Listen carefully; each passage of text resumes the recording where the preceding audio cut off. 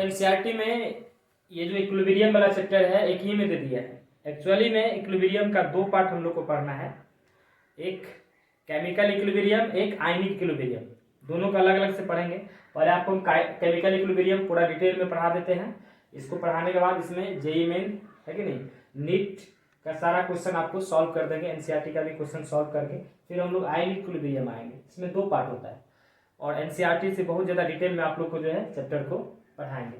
तो इक्विलिब्रियम में यहाँ पर दो तरह इक्विलिब्रियम होता है, एक केमिकल एक आयनिक। तो पहले हम लोग केमिकल इक्विलिब्रियम पढ़ेंगे। दो तरह इक्विलिब्रियम, एक होता है केमिकल इक्विलिब्रियम, केमिकल इक्विलिब्रियम, ठीक है, और दूसरा जो इक्विलिब्रियम होता है वो इक्विलिब्रियम होता है आयनिक इक्विलिब्रियम, आयनिक इक्विलिब्रियम। इसमें हम लोग केमिकल रिएक्शन संबंधित जो भी रिएक्शन होता है उसका स्पीड, टेम्परेचर है ना, कंसंट्रेशन, इसमें क्या हो रहा है कि चेंज कर रहा है कि नहीं कर रहा है तो क्यों नहीं कर रहा, वो सारा चीज हम लोग इस पे पढ़ेंगे।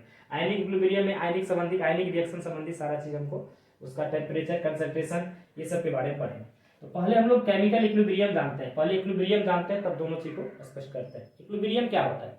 हम बोलते हैं कोई चीज इक्विलिब्रियम है। इक्विलिब्रियम कहने का मतलब क्या होता है? साम्य अवस्था, बराबर है कि नहीं। तो बराबर कहने का मतलब क्या होता है? इक्विलिब्रियम को यदि हम समझे और बढ़िया से, तो इक्विलिब्रियम आपको दो स्टेट में होता है। एक होता है डायनामिक स्टेट, डायनामिक स्टेट, और एक जो स्टेट होता है वो होता है स्टैटिक, स्टैटिक इक्विलिब्रियम, है ना। एक इक्विलिब्रियम होता है डायनामिक इक्विलिब्रियम, डायनामिक इक्विलिब्रियम, एक होता है स्टैटिक इक्विलिब्रियम, है ना। तो दोनों के बारे में हम लोग जानते हैं क्या होता है डायनामिक इक्विलिब्रियम, स्टैटिक इक्विलिब्रियम। तब आपको पता चलेगा कौन सा इक्विलिब्रियम हमको पढ़ना है कि नहीं। स्टैटिक इक्विलिब्रियम यहाँ पढ़ रहा है कि डायनामिक इक्विलिब्रियम पढ़ रहा है कि नहीं। तो एक बार समझिएगा तो स्टॉप। तो दो तरह का इक्विलिब्रियम हम लोग यहाँ पहले जान लेते हैं, एक डायनामिक इक्विलिब्रियम और दूसरा स्टैटिक इक्विलिब्रियम। तो स्टैटिक इक्विलिब्रियम क्या होता है, डायनामिक क्या होता है? देखिए, एक जैसे मान लीजिए कोई ऑब्जेक्ट है, इस पर आपको 10 न्यूटन का फोर्स अप्लाई कर रहा है, 10 न्यूटन का, है ना, और इधर से भी 10 न्यूटन का फोर्स अप्लाई कर रहा है। दोनों तरफ से समान बल का फोर्स, इधर से 10 न्यूटन फोर्स लगा रहा है, इधर से भी 10 न्यूटन का फोर्स लगा रहा है ना। तो ये ऑब्जेक्ट क्या होगा, अपने, है ना, विराम अवस्था में होगा, मतलब जहां है वही रहेगा, क्योंकि दोनों साइड से बराबर फोर्स लग रहा है ना। तो ये इक्विलिब्रियम में है ना, इक्विलिब्रियम में मतलब साम्य अवस्था में है, विराम अवस्था में, इधरों से 10 न्यूटन, इधर से भी 10 न्यूटन, है कि नहीं। तो इक्विलिब्रियम, ये इक्विलिब्रियम अवस्था में, इस तरह के इक्विलिब्रियम को बोलेंगे स्टैटिक इक्विलिब्रियम, विराम इक्विलिब्रियम। या जैसे हम लोग और ऐसा समझने के लिए, जैसे तराजू होता है, तराजू भी यदि हम लोग कुछ चढ़ाए हुए नहीं रहते, तराजू क्या रहता है अपना, है ना, स्टैटिक अवस्था में रहता है ना, विराम अवस्था में रहता है, इधर भी बराबर इधर भी बराबर, वो भी आप इक्विलिब्रियम हुआ, उसको बोलेंगे हम लोग स्टैटिक इक्विलिब्रियम, है ना, स्टैटिक इक्विलिब्रियम। तो इस तरह का इक्विलिब्रियम को स्टैटिक इक्विलिब्रियम कहते हैं। दूसरा होता है आपका एक इक्विलिब्रियम, ऐसे समझिए कि जैसे मान लीजिए कोई बर्तन है ना, इस बर्तन में यहां पर थोड़ा सा पानी, हम यहां तक पानी रख दिए, ठीक है, और कोई नली है इस तरह से, और इस नली में जैसे मान लो पानी एक साथ इस तरह से, मतलब जो है बूंद बूंद करके गिर रहा है। मान लीजिए यहां तक उतना ही नली का साइज लेंगे जितना एक बूंद का साइज होता है। मान लो इस नली से इस तरह से एक एक बूंद बूंद क्या करता है, इसमें, इस बर्तन में पानी आते जाता है। ये बर्तन में पहले से पानी है, ये बूंद बूंद करके इसमें आ रहा है ना। अब क्या कर रहे हैं, जितना ये यहाँ पर ये ड्रॉप का ये जो बूंद है उसका साइज है, उतना ही साइज का यहाँ पे छिद्र कर देंगे, इतना ही साइज का ये बर्तन में। तो एक बूंद यहाँ पर आएगा, एक बूंद फिर उसी निकलेगा बाहर, है कि नहीं। एक बूंद आएगा तो एक बूंद निकलेगा, दो बूंद आएगा इसमें तो 2 बूंद निकलेगा, है कि नहीं। तो कहने का मतलब क्या कि पानी जितना है बर्तन में, है ना, ये बर्तन में जितना पानी पहले था, बाद में ही उतना पानी रहेगा जब इसमें से निकलेगा। क्योंकि मान लीजिए 2 ड्रॉप निकला, उधर से 2 ड्रॉप आया, है ना, तो पानी का जो है ना, आयतन में कोई चेंज नहीं होगा, पानी जितना है उतना ही बाद में भी रहेगा, है कि नहीं। लेकिन ये वाला स्टेट आप देखिए, इधर से जो आ रहा है इसको बोलते हैं फॉरवर्ड, आगे आ रहा है इधर फॉरवर्ड, और ये क्या हो गया आपका पीछे से इधर बैकवर्ड, है ना, बैकवर्ड। ये फॉरवर्ड और बैकवर्ड क्या देख रहे हैं, बराबर, क्योंकि 2 बूंद इधर से आ रहा है है ना, और 2 बूंद इधर से गिर रहा है, तो दोनों क्या है, बराबर है। ये दोनों फॉरवर्ड रिएक्शन का रेट जो है बैकवर्ड के बराबर है, 2 बूंद गिर रहा है 2 बूंद आ रहा है, बराबर है। और ये भी आपका देखिए इसमें कोई चेंजिंग आपको नहीं हो रहा है, कोई भी चेंजिंग नहीं हो रहा है ना, इसके आयतन में कोई भी चेंजिंग नहीं हो रहा है। तो यहाँ पर हम लोग देख रहे हैं कि इसके स्पीड में जो है रेट ऑफ फॉरवर्ड, मतलब फॉरवर्ड रिएक्शन का जो स्पीड है वही बैकवर्ड रिएक्शन का स्पीड है कि नहीं, और इसके अंदर का जो सांद्रण में कोई परिवर्तन नहीं हो रहा है। इस तरह का जो इक्विलिब्रियम होता है इसको डायनामिक इक्विलिब्रियम कहते हैं, डायनामिक इक्विलिब्रियम। और बढ़िया समझने के लिए है ना, जैसे मान लीजिए कोई क्लासरूम है, उस क्लासरूम में 50 स्टूडेंट है, ठीक है, पहले से 50 स्टूडेंट बैठा हुआ है ना। उस क्लासरूम का 2 ठो गेट है, एक गेट है आने वाला और दूसरा गेट है निकलने वाला, ठीक है। तो 50 स्टूडेंट पहले से बैठा हुआ था, अब 2 स्टूडेंट आ रहा है, ठीक है, फिर से 2 स्टूडेंट निकल रहा है ना, फिर 2 स्टूडेंट आ रहा है, 2 स्टूडेंट निकल रहा है, तो क्या 50 स्टूडेंट संख्या 50 से नहीं रहेगा, उसमें घटेगा बढ़ेगा नहीं, है कि नहीं। तो इसमें जो है स्पीड का जो है आदान प्रदान हो रहा है, इधर से आ रहा है उधर से जा रहा है ना, इसमें स्पीड की बात हो रही है। इस तरह का इक्विलिब्रियम को बोलेंगे डायनामिक इक्विलिब्रियम। डायनामिक मतलब होता है बदलते रहना, है ना। तो इस तरह का इक्विलिब्रियम को हम लोग पढ़ेंगे, है ना। केमिकल इक्विलिब्रियम जो होता है रासायनिक अभिक्रिया, उसमें हम लोग इसी तरह का इक्विलिब्रियम को पढ़ेंगे, न कि इस इक्विलिब्रियम को। स्टैटिक इक्विलिब्रियम को नहीं पढ़ना है, हम लोग को पढ़ना है डायनामिक इक्विलिब्रियम, है ना। तो इक्विलिब्रियम जो हम लोग यहाँ पढ़ेंगे वो डायनामिक स्टेट वाला इक्विलिब्रियम को पढ़ेंगे, है ना। इक्विलिब्रियम वाला सारा प्रोसेस हम लोग के शरीर के अंदर भी होता है, कार्बन डाइऑक्साइड ऑक्सीजन लेते हैं, इस तरह से बाहर निकलता है, ये जो भी है ये सब होता है। तो जो इस इक्विलिब्रियम के बारे में हम लोग पढ़ना है डायनामिक इक्विलिब्रियम, है ना। डायनामिक इक्विलिब्रियम में क्या होता है, ये जो आगे की ओर आ रहा है इधर फॉरवर्ड रिएक्शन और ये बैकवर्ड रिएक्शन। फॉरवर्ड रिएक्शन और बैकवर्ड रिएक्शन क्या होगा, एक समय के बाद क्या हो जाता है, बराबर हो जाता है, समझे कि नहीं। उस तरह का इक्विलिब्रियम को हम लोग बोलते हैं, उस तरह इक्विलिब्रियम को यहाँ पढ़ना है, डायनामिक इक्विलिब्रियम के बारे में स्टडी करना है यहाँ, ठीक है। तो इक्विलिब्रियम हम लोग किस इक्विलिब्रियम के बारे में स्टडी करेंगे, स्टैटिक इक्विलिब्रियम के बारे में नहीं, डायनामिक इक्विलिब्रियम के बारे में। तो डायनामिक इक्विलिब्रियम क्या होता है पहले समझिए। इक्विलिब्रियम ऐसे इक्विलिब्रियम का बारे में पढ़ें, equilibrium is a dynamic state. Equilibrium जो है, equilibrium is a dynamic state,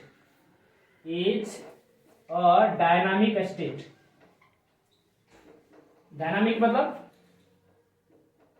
जिसमें स्पीड फैक्टर हो, है ना, वेलोसिटी फैक्टर हो, है कि नहीं।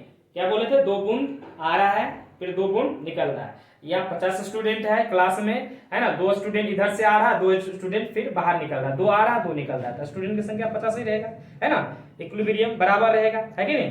इस तरह की चीज को हम लोग इक्विलिब्रियम कहेंगे। Equilibrium is a dynamic state. Equilibrium dynamic state होता है जिसमें in which rate of forward reaction,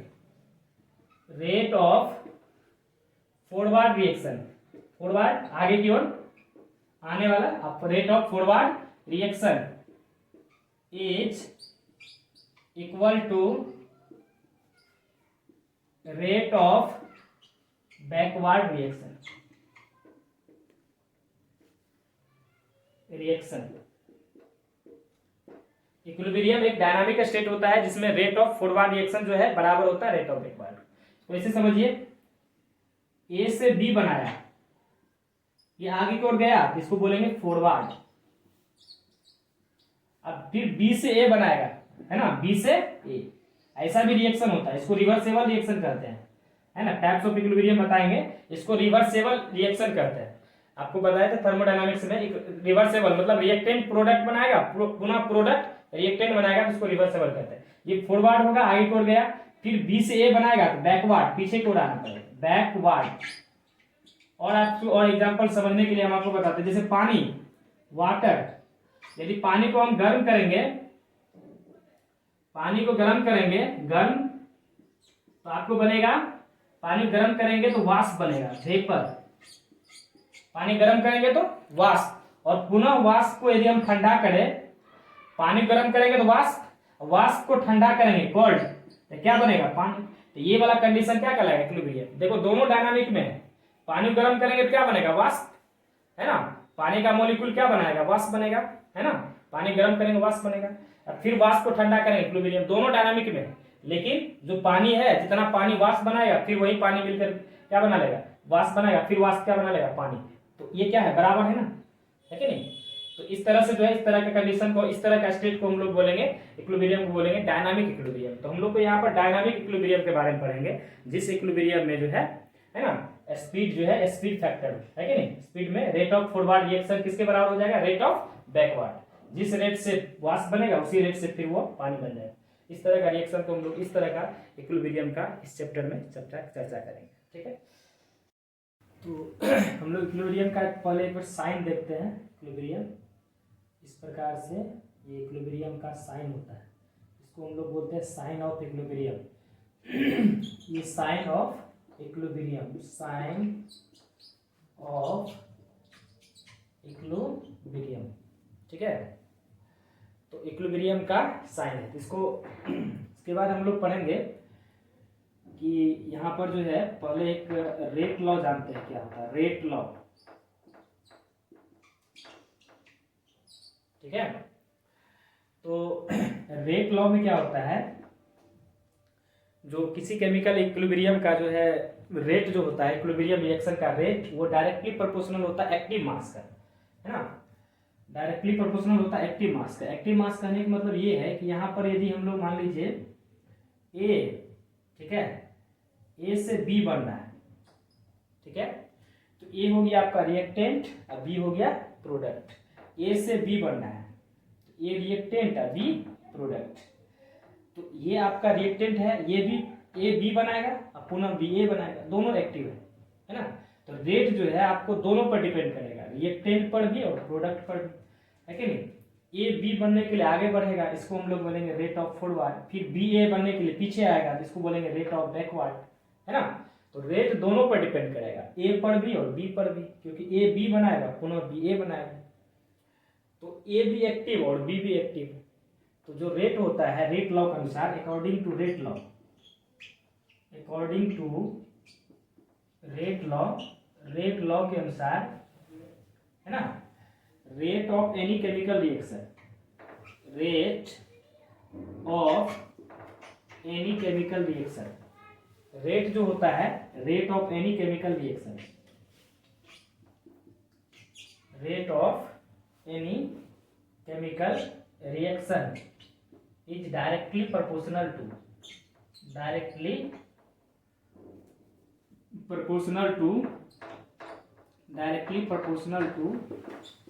active mass, है ना। रेट डायरेक्टली प्रोपोर्शनल होगा एक्टिव मास का, ठीक है। अभी हम आपको ये लिखे थे,